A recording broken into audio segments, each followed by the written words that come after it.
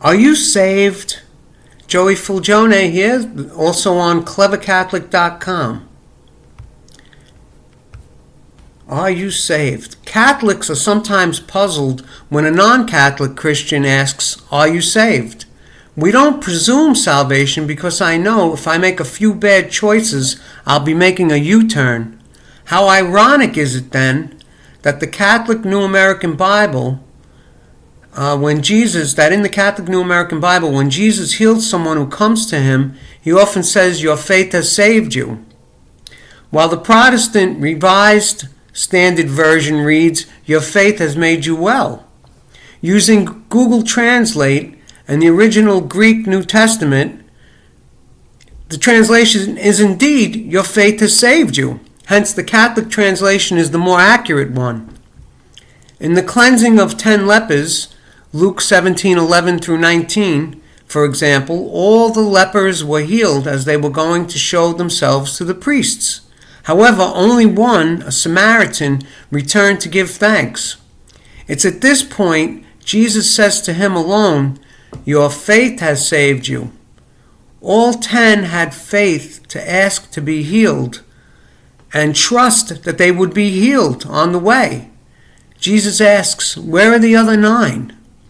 Only the Samaritan followed up on the next step. Any line in Scripture needs to be interpreted within the totality of Scripture and tradition. Faith in Jesus, of course, is the springboard to salvation. Without faith, it is impossible to please God. Hebrews 11:6.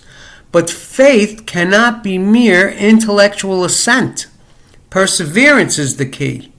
The same St. Paul who said, if you confess with your mouth that Jesus is Lord and believe in your heart that God raised him from the dead, you will be saved. Romans 10:9. Also said, work out your salvation with fear and trembling. Philippians 2:12. In the parable of the sower, Mark 4:1 through 9, some seed sprang up at once because the soil was not deep, and when the sun rose, it was scorched and it withered for lack of roots.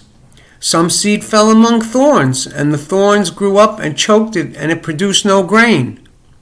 In the parable's explanation, the ones sown on rocky ground are those who, when they hear the word, receive it at once with joy. But they have no root. They last only for a time. Then, when persecution or tribulation comes because of the word, they quickly fall away.